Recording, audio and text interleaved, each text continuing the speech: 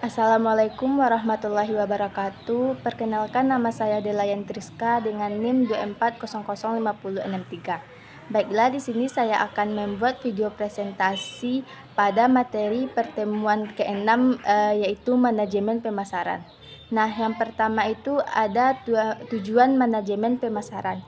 Nah, manajemen pemasaran bertujuan untuk memastikan bahwa program atau layanan yang ditawarkan dapat dikenal, diminati, dan dimanfaatkan oleh masyarakat. Nah, dalam konteks pendidikan non-formal, tujuan utama manajemen pemasaran itu yang pertama yaitu untuk menarik minat masyarakat. Nah, program pendidikan non-formal tidak akan berjalan jika masyarakat tidak tertarik. Oleh karena itu, pemasaran bertujuan membuat masyarakat merasa bahwa program tersebut penting dan bermanfaat bagi mereka.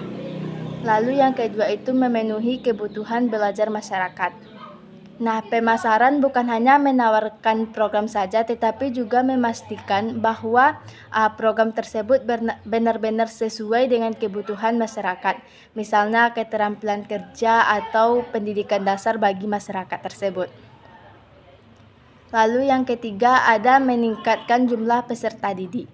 Jika pemasaran dilakukan dengan baik, maka semakin banyak masyarakat yang mengetahui dan akhirnya tertarik untuk ikut serta dalam program tersebut.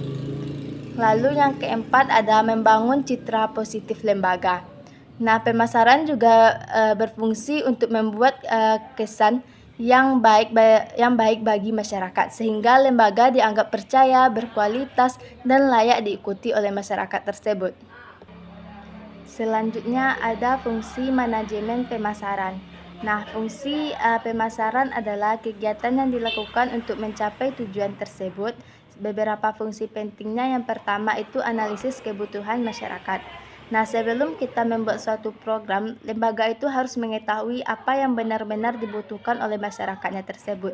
Misalkan masyarakat membutuhkan pelatihan kerja atau kursus membaca, lalu dilakukan survei atau pengamatan kepada masyarakat tersebut. Yang kedua ada perencanaan program.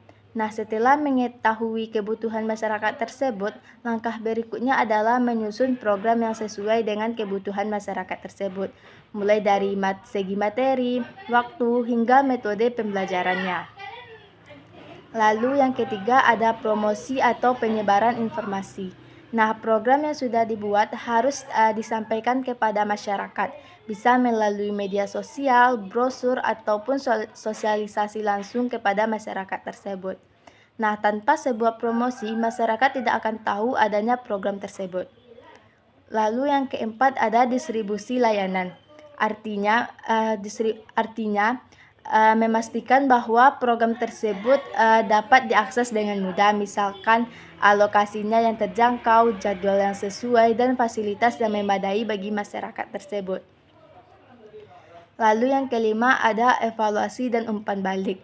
Nah, setelah program berjalan, perlu dilakukan penilaian untuk melihat apakah program berhasil atau tidaknya, serta menerima saran dari peserta untuk perbaikan yang kedepannya. Selanjutnya ada prinsip manajemen pemasaran. Nah, agar manajemen pemasaran berjalan secara efektif, ada beberapa prinsip yang harus diperhatikan. Yang pertama itu harus berorientasi pada kebutuhan masyarakat. Nah, semua kegiatan pemasaran harus berfokus pada kepentingan masyarakat, bukan hanya kepentingan lembaga saja. Lalu yang kedua, keterbukaan dan kejujuran. Nah, informasi yang diberikan kepada masyarakat harus apa adanya, tidak boleh dilebih-lebihkan sehingga tidak menimbulkan kekecewaan bagi masyarakat tersebut. Lalu yang ketiga itu ada partisipatif. Nah, masyarakat tidak hanya sebagai penerima saja, tetapi juga harus dilibatkan dalam prosesnya. Misalkan memberikan masukan ataupun ikut merencanakan program tersebut. Lalu yang keempat ada keberlanjutan.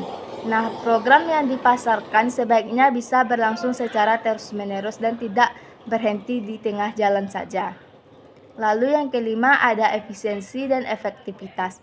Nah, kegiatan pemasaran harus menggunakan sumber daya secara hemat, tetapi tetap mencapai hasil yang maksimal.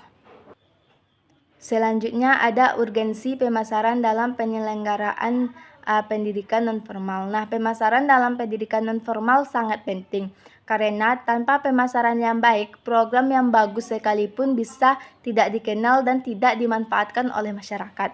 Alasannya mengapa pemasaran itu sangat penting? Yang pertama itu banyak masyarakat belum mengetahui program pendidikan nonformal. Nah, masih banyak masyarakat yang belum tahu adanya program pendidikan nonformal, sehingga pemasaran sangat diperlukan untuk menyebarkan informasinya. Yang kedua, ada persaingan dengan lembaga lain. Nah, saat ini banyak lembaga yang menawarkan program yang sama ataupun yang serupa, sehingga perlu strategi pemasaran yang baik agar tidak kalah saing dengan lembaga yang lainnya. Yang ketiga, ada menyesuaikan program dengan kebutuhan masyarakat. Nah, pemasaran membantu lembaga memahami kebutuhan masyarakat, sehingga program yang dibuat tidak akan sia-sia. Lalu yang keempat, meningkatkan partisipasi masyarakat. Nah, dengan adanya sebuah pemasaran yang baik, masyarakat akan lebih terdorong untuk ikut serta dalam program tersebut. Lalu yang kelima, ada menjamin keberlangsungan sebuah program. Nah, jika program diminati banyak orang atau banyak masyarakat, maka program tersebut akan terus berjalan dan berkembang.